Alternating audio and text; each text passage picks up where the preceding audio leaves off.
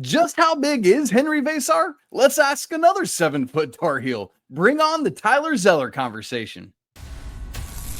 This is Tyler Hansbrough, and you're listening to Locked On Tar Heels. You are Locked On Tar Heels, your daily podcast on the UNC Tar Heels. Part of the Locked On Podcast Network, your team every day.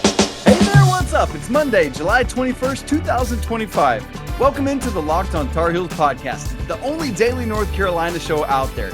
I'm your host, Isaac Shade. You're joining me at the place to get your Tar Heels content every single day. It's all part of the Locked On Podcast Network. Thank you so much for making us your first listener watch to get your Monday and this brand new week going the right way. This episode is brought to you by Monarch Money. Take control of your finances with Monarch Money.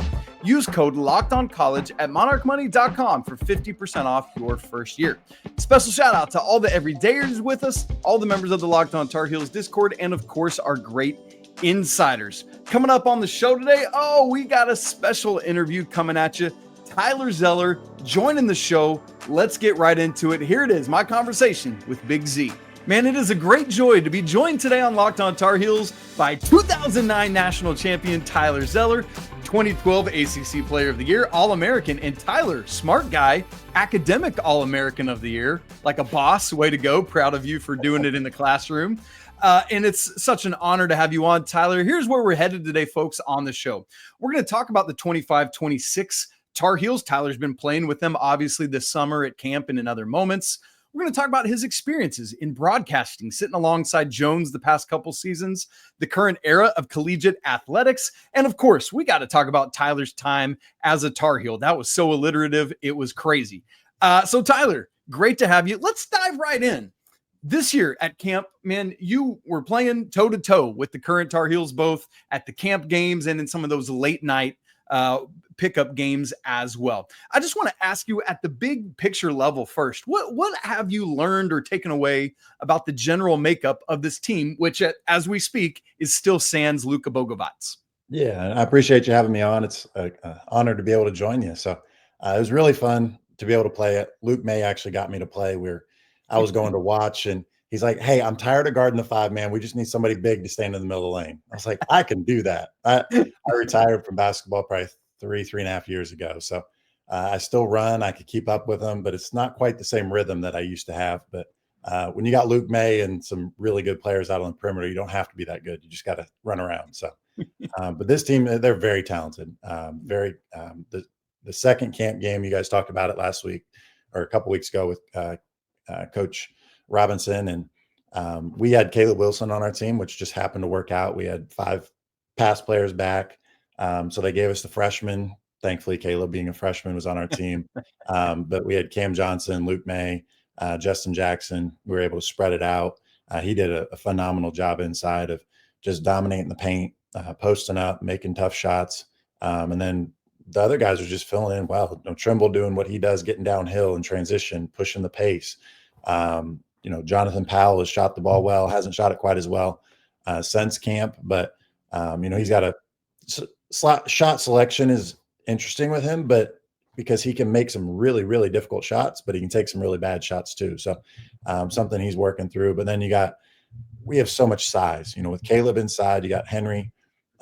He's 7 foot. He can shoot a little bit, but he's really, really athletic around the rim. Jarin Stevenson, who can play basically 1 through 2. I don't think he can quite play point, but he can play anywhere in there. And then I think all the guys have just filled in really well. The freshmen have come in and impacted the game. Caleb Dixon has played well. He's a guy, I always joke, he's a guy who you don't realize is there, which is funny because that doesn't sound like a good thing, but for a freshman, it's phenomenal. He doesn't make mistakes. He doesn't turn the ball over. He doesn't get beat. He just does the right thing over and over and over, and really helps his team win. It seems like, I love what you're saying. It's almost like an umpire or a referee. You don't notice they're there because they're doing their job. You only notice them there when they make a bad call. It's like, that's not a charge. What are we doing here? Is that what you kind of mean about Derek? Is it's just like he's being consistent and fundamental, so you don't notice? Yeah, I mean, he gets the ball up the floor, passes it in, runs the offense. He's not making phenomenal plays, but he makes the right play. And somehow, the pass after the pass, somebody's wide open because of what he did. And unless you're really watching the game and paying attention, you don't notice him, but he just does a lot really, really well. And Kyan, he's coming along. He didn't play well in camp. He's played better the last. I saw him last week. He played much better. I think he's going to be a guy who, once he gets comfortable and settles in, he'll continue to play better each and every game. So we got a chance. I keep telling people we have all of the pieces to be really, really good. It's just how do they fit? And you got to get them to fit, and got to get guys to feed off each other and play. And if we can get space for Caleb in the lane, our shooters make shots. If Henri, he shot 32% at Arizona, if you get that up to 35, 36, where the guy's got to really pull out and guard him, get that 5-man out of the lane, everything's just going to be wide open for Caleb inside. Okay, that feels like the theme of the portal era is, can everything gel? And once again, we will be tracking to see how quickly this team can do that, because it's the teams that gel most quickly that get things going. So obviously, Tyler, you as a big 7-foot man yourself, front court is your area of expertise. Speaking of stepping out and making shots, I believe if you were playing in this day and age, you would be canning them from all over the floor. But Carolina's front court last year went through all these multiple iterations before the staff finally landed on that, starting to in the front court at the 4 and 5 of Van Allen Lubin and Jalen Withers. Do you feel like with what Carolina's been able to do this offseason, you mentioned Henri Veesaar, Caleb Wilson, Jarin Stevenson, James Brown moving into his sophomore year, Zayden High coming back. Do you feel like the staff has been able to shore up that front court that really had trouble finding itself last year? Yeah, we've kind of done a 180, with Veesaar and Wilson and Stevenson, and you got a bunch of size and length. And then now the question is, who's going to be our point guard? And, obviously Trimble can do it. Dixon can do it. Kyan can do it. Kyan Evans can do it. Those guys are all good, but none of them are proven guards. Right. And so can they run the team? And that's a very difficult position. And so I think our bigs are going to be great. I think we just need somebody to get us in, get them the ball in the right places. And then if shooting can happen, we can spread things out and really make things kind of pop around the perimeter. So I think we've definitely shored up our front court. We're going to have a lot of size. I mean, I wouldn't be surprised if we roll out a lineup of Veesaar, Wilson, Stevenson at times at 3, 4, 5. And that's just big, long, athletic. Trimble at the 2, who can guard anybody, any guard in the league, probably better than anybody. And then I don't know who you put at the 1 or 2, depending on where Trimble's at. But it's a big lineup. It's hard. They're long. They're athletic. And, I think we obviously play man-to-man almost all the time. But that's a team you could sit back in a zone and just spread your arms out, be big, be long, and just give a little change of pace in a game that you're struggling in. And it's not like that would be outside the precedent of what Jarin Stevenson has done. He played the 3 at Alabama last year. I mean, he started at the 3 in the game in the Dean Dome last year, alongside Grant Nelson at the 4. And I've lots of. Yeah, starts with an O. I'm trying to remember what it is, but yes, that we tried to get at Carolina coming from Rutgers. Of course, his name's escaping me. Whatever, he's done. He's out of college. Tyler, I think there's a question with Van Allen Lubin off to NC State. Who gets the majority of those backup 5 minutes? Is it Jarin with all of his versatility and switchability? Is it somebody else? Well, I think one thing we've done this year is we are not going with a terribly difficult schedule to start. We have some big games, our non-conference schedule. We have some games in there that are going to allow James Brown to be the backup 5. He's going to be able to come in, get comfortable against some of those smaller mid-major schools. And obviously we got, Kentucky and some big names in there. That will be interesting. Do we go short? Does he play well enough before that to get those minutes?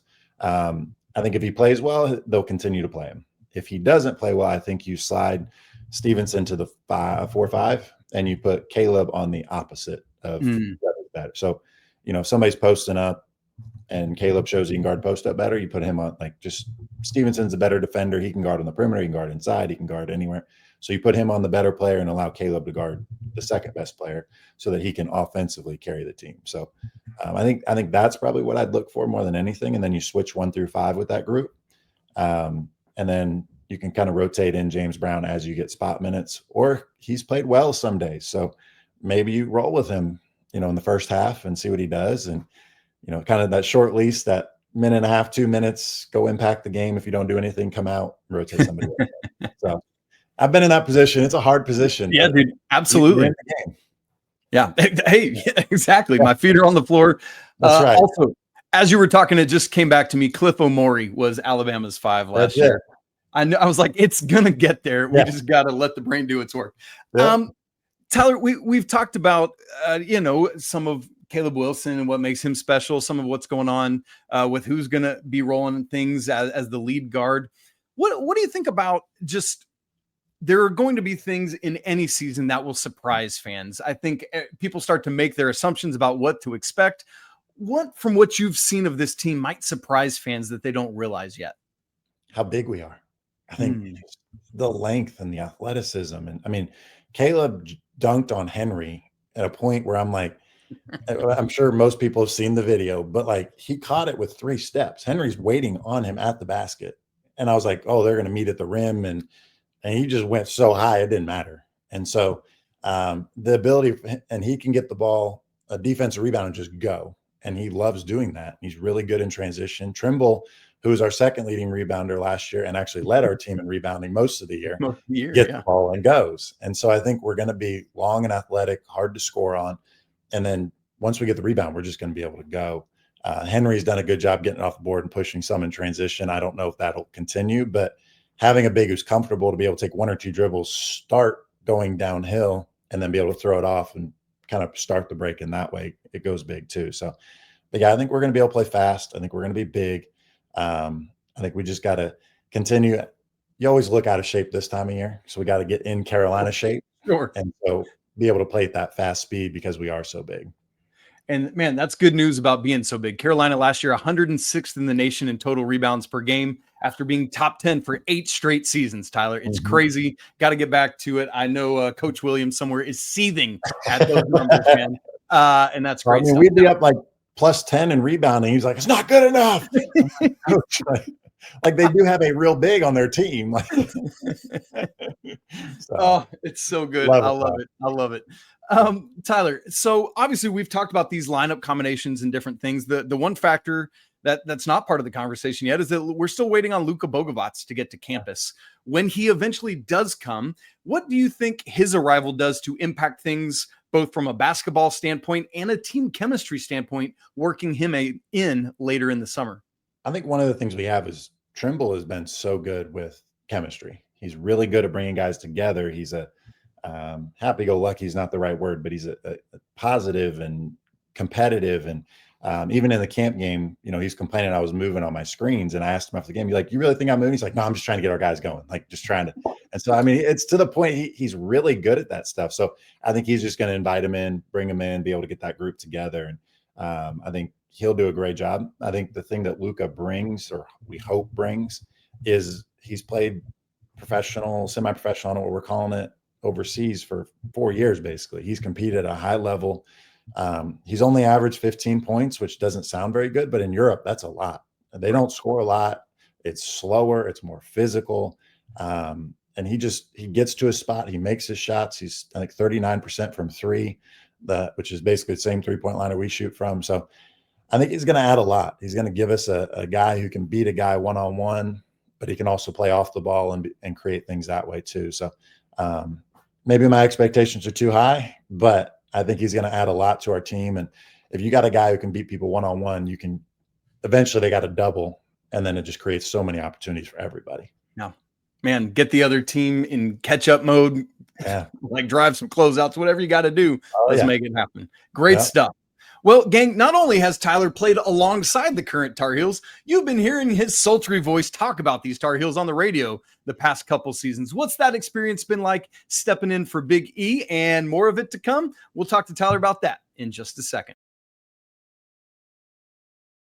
Right after I tell you about Monarch Money. Do you ever wish managing your money felt easier? Well, with Monarch, it can. Whether you're growing your savings or planning for a big purchase, Monarch puts you in the driver's seat. It's like having your own personal CFO, giving you full visibility of and control over all your finances.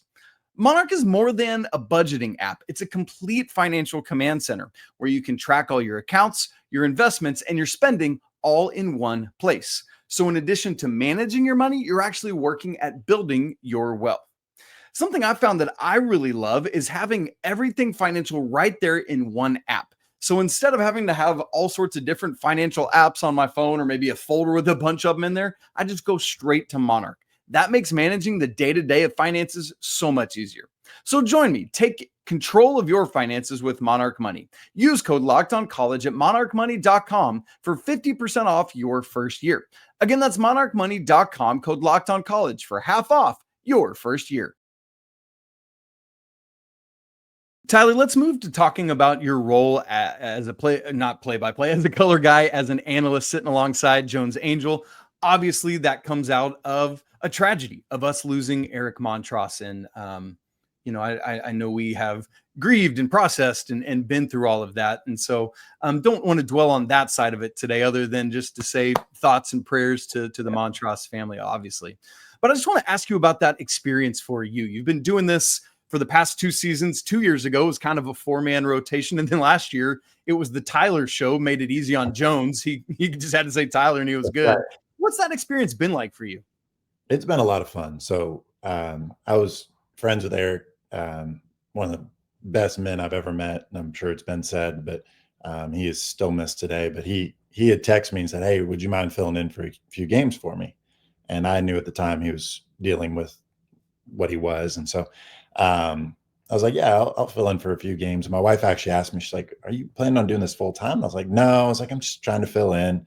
Eric will be back." And so I'm just going to do it here and there. And so I went and did it. And I was like, wow, this is really fun. Like, kind of felt natural. I had helped coach a high school team. So kind of my thoughts just kind of rolled out of that. And then just talking about Carolina basketball, the way I think of it every game anyway. And so it was a lot of fun to be able to do. And then as I did it that year, they asked me to continue to do it. And I was like, yeah, sure. I'll keep going. And so I got 3 kids at home. And so Hansbrough was able to fill in for a few and be able to give me a little bit of a break in between. So, but it's so much fun. Just you're talking Carolina basketball. I mean, Jones Angell's phenomenal. He's a great play-by-play. He can do the job without me and, allows me space when I need it. And so he's so good at what he does. And just being able to be on and, like I said, talk Carolina basketball, cheer on our team, and the good and the bad, talk through it is just so much fun.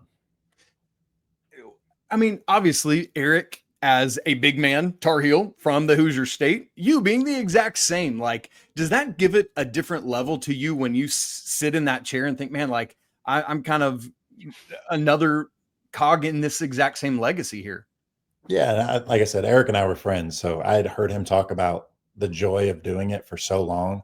When he asked me, I jumped at it. 'Cause I'm like, yeah, absolutely. I'd love to talk Carolina basketball. And so just being able to, it's an honor to be able to be in that seat and be able to talk about it and have people listen. And, I think we got 1 or 2 listeners somewhere out there. So, it's fun to just be able to talk it and hopefully be able to pass the game and everything that's going along to it, to everybody in their car, at home, or wherever they're listening.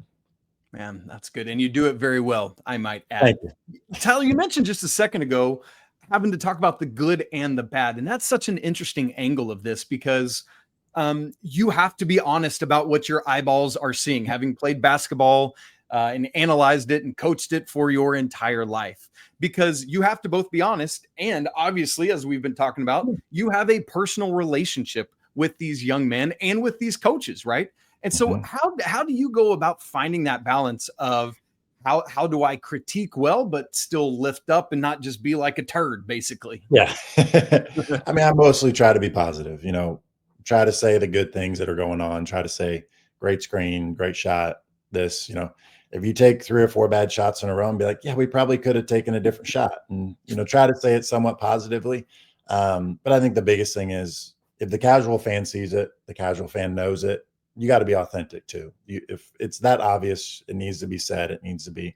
And if somebody's just having a bad night, Elliot Cadeau, there was a few times last night where like, he's just had a bad first half, and in the second half, he was phenomenal. And so, we just say like, oh, it's good to see him bounce back, and you kind of see the flows of the game. So I don't think there's anything wrong with saying things honest.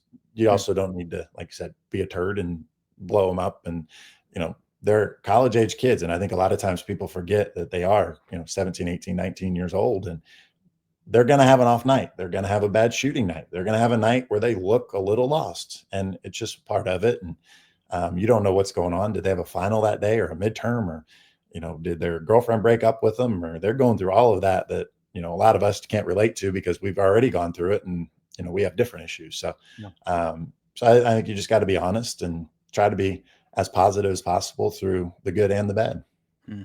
That's well said, man. Yeah. I love it. So obviously then I think the natural question is this something that will continue this year? I know it's still mid-July at this point, but are conversations ongoing about who might sit next to Jones in the 25-26 season? Yeah, I'd love to. I think it's something that I really enjoy doing it. This kind of got me excited watching them. And so, yeah, I'd love to be able to cheer them on, talk about them, and hopefully be able to talk about a lot of victories this year. So something I'm looking forward to doing. And yeah, that's right.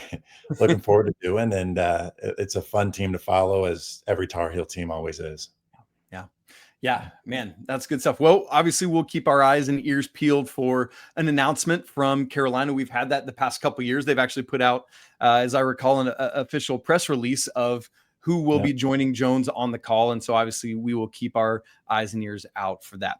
Tyler, let's switch gears a little bit and talk about this current era of collegiate athletics, because it's wildly different than when you played your 4 years at Carolina. I have to laugh because I don't even know where you're going. There's so many places we could go with this. Honestly, it is wildly different. Because this could be a whole other podcast itself, this conversation. It is. but let's put it to just a couple smaller portions of that conversation. I just said it, but you are a great example of a player who stayed all 4 years in college, all 4 years at Carolina. You grew, you developed, you maximized your potential, all culminating, as we said earlier, in an ACC Player of the Year award and second team All-American.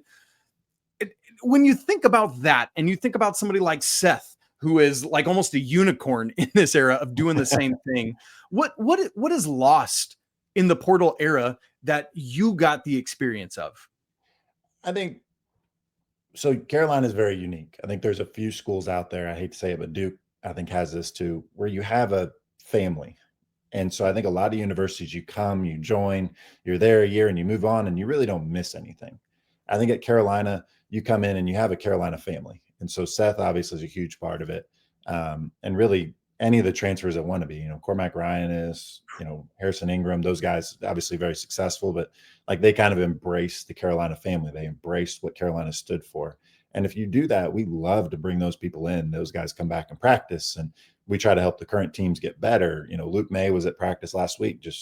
He's obviously getting ready to play in Europe, but sure. Also he just wants to practice against current guys, give them something different, show them how to play at a high level. Coach Davis got mad because Luke kept getting rebounds, and he just plays with a high motor, and that's what he does. But so I think that's kind of what's unique about Carolina is when you come in, you get embraced by the family, and then you got to decide if you want to come or go. But I think in the current landscape, most schools, you come for a year, leave for a year, nobody cares, and it's just kind of weird. And so we love to have guys back. We love to have our guys and cheer for them, and love it to continue that. And so hopefully we can get more guys like Seth. I love having guys around for 3 or 4 years. Caleb's one. I don't know that we're going to get more than a year with him, but that's for a different reason. So, but yeah, it's just fun to be able to see that and be able to have that family grow. And hopefully we continue to get more and more guys to come here and embrace Carolina family and basketball. We talked about the example of Seth. What do you think a player like that is worth in terms of team success, or maybe if we're talking about wins above transfer, we have wins above replacement in baseball and stuff like that. Wins above transfer, like what is Seth's 4-year legacy of being at this school, following in his brother's footsteps? I mean, all of that. He's been around the program his whole life in many ways. What is that worth in terms of on-court success? It's a ton, because I remember, so I'll use my example with Coach Williams. Like, I knew when Coach Williams was going to get mad. I knew when he stepped to the side and he crossed his arms and he took 2 steps back off the court, you added basically an up and down to get it right before you started running. Hubert obviously is a very different aspect as far as that, but Seth knows exactly what Hubert expects. He knows what he's going to coach, how to do it, what to do. And so Hubert doesn't have to do everything. Seth can step in like, hey, you got to get here. You got to do this. We need this or this play. He's played for him for 4 years. He knows exactly what he's going to want as well as what he needs from each and every person. And Seth's willing to do that leadership. And so I think it's huge to have somebody like that, because coach doesn't have to fix each little thing, where Seth can step up and be like, hey, we got to get here. We got to do this. And it comes much more willingly from a player rather than a coach. Just they're on the court doing it with you. It just seems to be easier to get that person to do it. So I think it's huge to have somebody like that just knows the system. They know defensively, offensively, and everywhere in between of what they're doing, how to do it, and how to get there. And then Seth is a guy who he wants to do it at his max level. He's not a, sit back and let somebody else defend. He's going to be the one on point, trying to lead everybody and get everybody going, which is really fun to watch. Good stuff. All right, Tyler, enough of the current Tar Heels. We got to talk about you. What's it like starting your career backing up the reigning National Player of the Year? Tyler doesn't know that because he had to step in for him. We'll talk about that and Tyler's experiences as a Tar Heel coming up in just a second.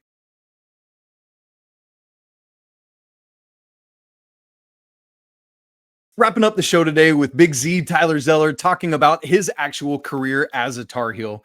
And I want to start right at the beginning, Tyler. How crazy. You're expecting to come in and just, get your clipboard moments sitting behind the reigning National Player of the Year of the same name, Psycho T. But then obviously he has the shin issues and you actually have to step in and start for him. How crazy was that for you?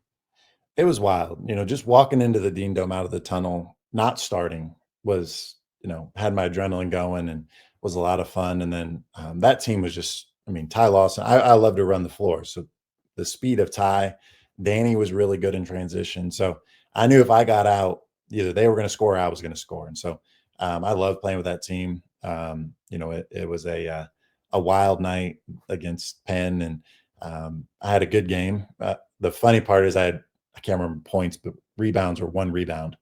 And so Coach Williams' wife's name's Wanda, and I walk out to practice the next day, and he walks up and he's like, Wanda sat all the way up there, and you had 1 more rebound than her. And I was like, always, Coach. So, but no, it was great. So much fun to be able to just be a part of it. Obviously, that team was so good. I just kind of chipped in here and there. So it was just fun to be able to be out there and compete with them.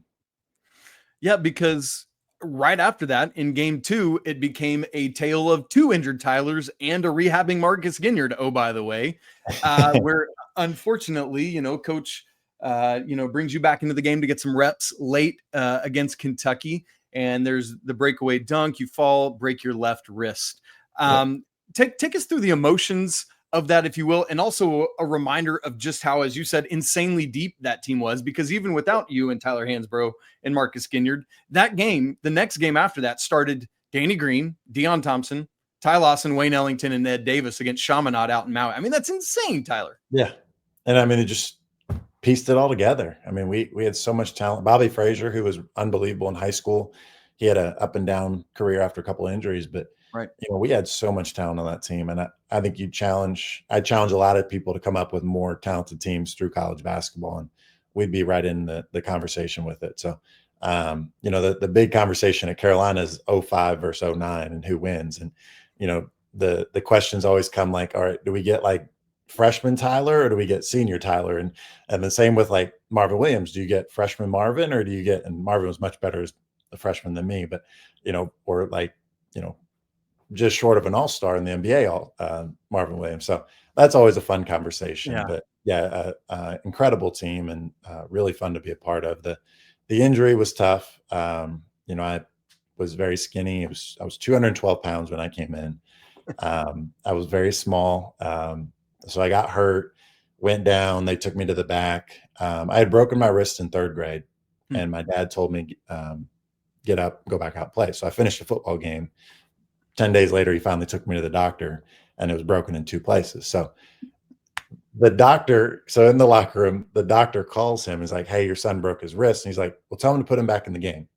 And he's like, sir, the game's over. And he's like, just tell him that. And so I did get a chuckle out of that. But it was pretty bad. I still have a plate and 12 pins in my wrist. We're sitting there, and after the x-rays, I knew it was bad. I didn't know how bad. And the doctor's like, he said, he calls Coach Williams and he's like, hey, he's like, I think Coach Williams probably asked how bad it was. I couldn't hear what he said, but he's like, he's done for the year, possibly for his career. And I was like, oh, shoot, like that's serious. And so Coach Williams was great, though. He picked me up, took me back to my dorm, told me, we're going to make sure we get the right surgeon, the best surgeon we can. And so they took care of me. I flew out 3 or 4 days later to meet them in Chaminade or Santa Barbara and to be able to see that game. And so I tracked with them. I was on some heavy painkillers through the Hawaii trip, but I was there and it was a lot of fun and I was able to be a part of that team. Man. So Tyler, it's funny. I from that moment until this day, I've always thought if I ever talk to Tyler Zeller, I want to ask him why he decided to come back. Because not only were you not done for your career, not even not done for that season, you came back late and joined to help this team eventually run to a crazy national championship, just beating people left and right. So my question to you, a decade and a half in the making, what impacted your decision to come back and finish that year when you easily could have packed it in and looked out for your own career longevity? Yeah, I think, frankly, my ego probably came into it a little bit. I don't need 4 years in school, so I'm going to come back and be a part of this team that should win a national championship. And so I wanted to be a part of that. I wanted to be a part of something bigger than me, and that team was definitely much bigger than me. So just to play 3-4 minutes, get experience in the Final Four. I stole a point in the national championship. I got fouled on a defensive rebound. I'm not sure I would have scored otherwise, but just wanted to be a part of that team. It was such a fun team and talented team. And I knew I could come back and they weren't going to rely on me to score. They weren't going to rely on me to do anything. They just needed me to be somewhat solid when I came in. And I still have so many memories from that trip. The biggest one is against Oklahoma. Coach put me in. Tyler Hansbrough needed a break. Yeah. And I walk out and I was like, guys, this is Blake Griffin. Like, why am I guarding him? And so I made it 4 minutes, most tired I think I ever was in college. And I basically just denied him every time because I'm like, if he catches it, I'm done. Like, I can't guard him. So if he doesn't touch the ball, so I just fronted him everywhere he went. And then I ended up coming out. I went over the top of a double screen. And as soon as I took the step to go over the top, I'm like, oh, crap. And they just threw it to the rim. And I was like, it was in the scout. And I was like, all right, I'm done. Like, I did my 4 minutes. Hansbrough, you're back at it. So, but it was just so much fun to be a part. And there's just to win a national championship and be a part of it is one of the best decisions I made to be able to come back and use that year for that reason. Man, very special. Yeah. Well, I don't want to ignore your sophomore and junior years, but let's bookend this thing because, we've got other shows and other conversations. Yeah. We talked about the 05 versus 09 of it all. Another conversation that often happens is the best teams to never win a championship, one of which is your senior year. Without postseason injuries I think people so often talk about the Kendall injury against Creighton, that many people forget the injury to John Henson in the ACC tournament. So without those injuries, am I talking to a two-time national champion today, or was that Anthony Davis team inevitable from Kentucky, keeping in mind just the 1-point loss in December at Rupp? At Rupp, when they had the longest winning streak in the country, and we had, I won't say who, but we had an out-of-bounds play we'd run for 2 years straight, and somebody ran to the corner instead of the wing and took the guy that was supposed to go the corner. They threw it in, went off his hands out of bounds, and they get the ball. If we get it in, we shoot 2 free throws up 1, probably win that game. So I think in an open court, I did not play well in that game at Rupp either. We were kind of trying to figure things out a little bit. Harrison Barnes was taking a bigger role, which he definitely needed to do. But we were kind of trying to find where we meshed. And I mean, against Creighton, we were firing on all cylinders. I think we were playing really, really well. I think we get to the championship game and we play Kentucky and we go head to head, and you got to have a few things go the right way, which every national championship team will tell you. I think we have a good chance of beating them, but they were extremely talented too. So I think I can't answer your question because I think that would have been the game that it would have come down to that game for sure. And what a fitting I mean, that's just one of those years where there are two clear front runners in the sport, and it was the Tar Heels and Wildcats. And I think we were robbed of that by Ethan Rogge, but whatever. I'm not bitter anymore. So Tyler, that's a name I haven't heard in a while. There you go. Well, it's seared into my brain. I'll tell you that. Look, there is a long litany of phenomenal Tar Heel big men, past, present, and future. For my money's worth, you are, if not the best, like among all of them in terms of relentlessly running end to end. You talked about it earlier with that 09 team at a level that maybe even Roy Williams would say, yeah, he was pretty decent at getting up and down. Like, and that would be high praise from him, right? And I'm sure you still had your share of getting yelled at faster, faster, faster. Yep. But Tyler, my question to you is what allowed that level of endurance from a 7-footer to just get up and down as quickly and relentlessly as you did? So I'll try to tell the story quickly, but it started as fear from a 6th grade AAU coach that used to yell at me. And we ran a lot with him in a good way. And he's actually a good friend now, but he used to joke. He goes, "You'll pass out before you die." And I'm like, "Thanks, coach." That's what I want to hear, the 6th grader. And it's kind of funny because I played for him, I think 6th and 7th grade. And then 8th grade, it just clicked. And I started to run the floor. He came and watched me at the end of 8th grade. And he goes, "Where was this the 2 years I coached you?" And so, but he's a great guy, a really good coach. And I'm very thankful for him. I've told him thanks many times. But, and then from there, I just learned I enjoyed running. And so I knew I wasn't going to be the most athletic. I wasn't going to be the most talented. I wasn't going to be, the best player on the floor. But I knew if I was less tired than you, I could catch up. And so I could even the game. And so I'd run the floor just for a fact of I'm going to be in better shape than you and I'm going to run and wear you out. And then at that point, if you're breathing hard, it's really hard to guard me. But if you're fresh, it's different. And so, and then I could steal a couple easy layups. I just felt like it was the best way for me to play. And I like to play fast. So I still try to. Sometimes people don't want to play as fast as I do. And I don't have that much say anymore. So the way it goes. That's good, man. I love it. Motivated by fear. That's right. That's the way to do it. It turned into joy, but it started at fear in 6th grade. I love it. Well, Roy Williams is grateful for that AAU coach. I'll tell you that right now. Tyler, you, like Eric Montross before you, like Sean May before you, eschewed the in-state Hoosiers and came on down to Chapel Hill. As we all know, though, your brother Cody decided to be the good boy and stay home. So my question, are you the Hoosier black sheep while he's the Hoosier golden boy? How does that play out? He is definitely the Hoosier golden boy. I don't know if I'm black sheep or not, but no, he is definitely golden boy. They loved having him there. We thought we had a chance of getting him here. I think he made a good decision. He obviously had a phenomenal NBA career, had 2 good years at Indiana.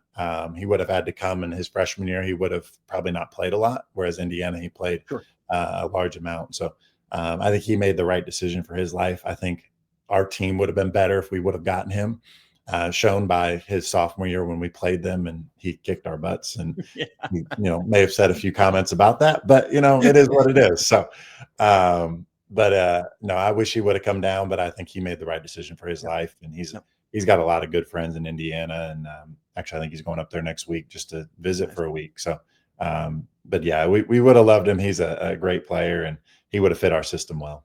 Sure. Oh man, absolutely. I remember being really bummed, but as you said, totally understanding from a roster construction standpoint why it made sense. And I guess if we're being honest, Sean May is really the black sheep because he didn't follow his dad's footsteps. So yeah, he had much more connection to Indiana. that was a tough one. That lets you off the hook. Sampson just got fired, so I had an out. I was like, y'all don't have a coach. So that's a great point. Yeah. And man, look at him now. Good grief. He's good. Wow. Good stuff. And we owe him a big debt of gratitude for sending Duke packing. Okay. That's right. Always. So Tyler, just a couple more questions for you. More of a serious note on both of them. I know just from our conversations that we are both men for whom faith plays a large role in our lives. And I wouldn't want to have a conversation without giving you an opportunity to talk about that. And as I always say on the show, like I don't want to force this down people's throats, but it's a massive part of my life. And so I at least want to talk about it. And if it's not something you want to hear, please feel free to fast forward on by. But Tyler, would you just talk about the role that faith plays in your life and in your journey as an athlete? Yeah. So I grew up in church. My parents took me to Lutheran church every week. And then in high school, I went to a camp called Chrysalis. And it was basically, it sounds boring, but it was phenomenal. It was 15 talks, different talks of the Bible. It was just a bunch of high school age kids. And so that was kind of the point that I accepted Jesus into my life, and the grace and love and mercy and all that started to make sense to me. And just the love that he shows us no matter how good or bad we are. And, obviously I'm not perfect. I still sin. I still have things wrong with me, but I was able to see that no matter what I did, he'd already done everything for me. And so really just kind of hit me hard then. And I've tried to carry that with me my whole life, try to be positive, try to be uplifting, try to take care of people. And just like, obviously Jesus was much, much better at it than me, but try to do that and try to carry on that legacy. And, but then, I think to me, it's so important. It's a large part of our lives, and just it's so hard to not talk about it. And, hopefully that shows in my life. And I try to be generous, try to be nice and uplifting, and just in everything I do. And hopefully that just overflows. And maybe you ask me every once in a while why I'm different or why. And it's obviously because of what I believe. And, I think, just trying to be a good person is what everybody should do, whether you're a Christian or not. Just be a good person and take care of people. And for me, it's because of Jesus that I do it. As a civilian and citizen, I think we should all do it, whether you believe that or not. Just make people feel better. I think talking about Eric Montross, one of his traits I always told people was I could talk to him, and he was a Christian also, but I could talk to him, and no matter what we talked about, I felt better about myself when I got off the phone. And it wasn't him trying to lift me up and all this stuff. He was that positive of a person that it just kind of rubbed off, and you felt that about yourself. And it was just really cool to be able to see that. And hopefully that something I can eventually do and be able to see in other people and lift them up also. Man, well said, brother. I really appreciate you taking a moment to share about that part of your life. Yeah, appreciate you asking. Oh man, of course. Yeah. Last question. You walk into the Smith Center, and up there amongst all of these names that are part of this family that you talked about, the guys that have come through and done it, won national championships, All-Americans, whatever it is. And as part of that, you see number 44 Zeller hanging up there, man. What does it mean to you to walk in and see that? And at the big picture level, what does it mean to you to be a Tar Heel? It just means so much. I think all of my success that I was able to have in college and beyond is because of Coach Williams and the Tar Heels. And I mean, even coming back in the summers, Marvin Williams, Brendan Haywood, Rasheed Wallace, all those guys came back and played it. And Sean May came back and played against us every summer. And so I have to give them a lot of credit for my success also, because I'm playing pickup against those guys rather than, a walk-on or somebody who, and not to say walk-ons aren't bad or aren't good, just those guys are much better. And so, but just to see the jersey up there is really cool. Children have a way of humbling you. My 8-year-old, we went to a game this year, and my wife's like, yeah, that's Daddy's jersey up there. And he's like, just kind of rolled over, and I'm like, hey, that's fine. But it is really cool. I remember after my senior year, I'm sitting in the Dean Dome, and like, man, my jersey's going to be up there. That's pretty cool. And you look at all the other names, and I'm like, I'm not good enough to be up there. Like, those guys are really, really good. So it's an honor to be up there. I'm not sure. I obviously did it, but I'm not sure that I'm worthy of the talent and caliber of the talent that is up there, because there's some unbelievable players, unbelievable people, and unbelievable names up there. So it's an honor to be included with them.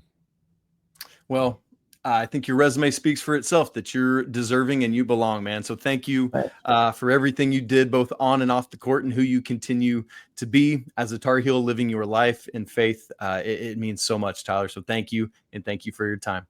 Thanks for everything you do. Love the show. I'll be watching, and hopefully y'all enjoy this show.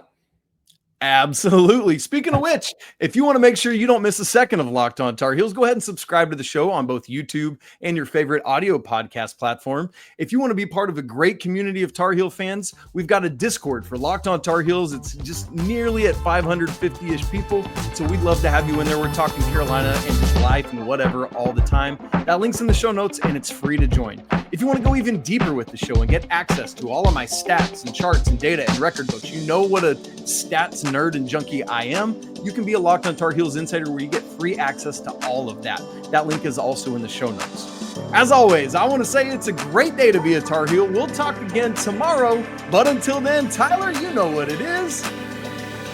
Peace. Peace.